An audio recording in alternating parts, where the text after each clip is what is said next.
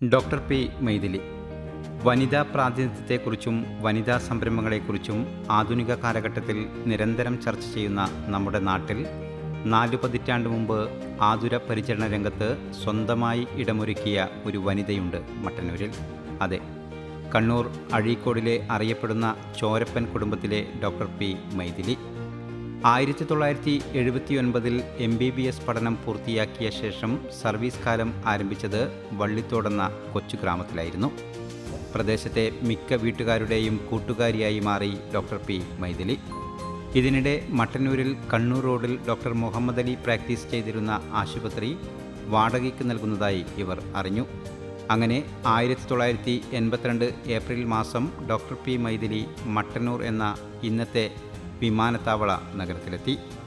26-ാം വയസ്സിൽ മട്ടന്നൂർ നഗരത്തിൽ സ്വന്തമായി ആശുപത്രി ആരംഭിച്ച വനിത.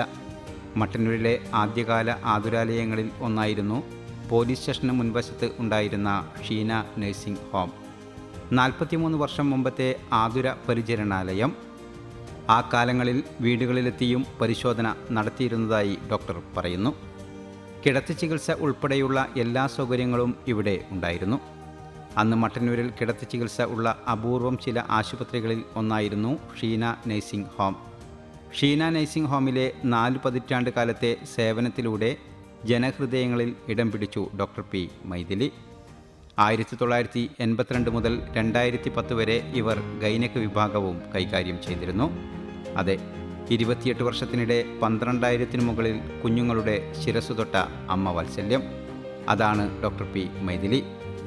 കാലം വഴിമാറുമ്പോൾ മാറ്റവും സ്വാഭാവികം.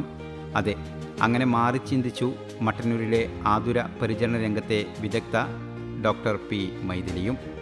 കാലം മാറിയതോടെ ആശുപത്രി വികസിപ്പിക്കണം എന്ന ആഗ്രഹം ഡോക്ടർ പി മൈഥിലിക്ക് ഉണ്ടായി.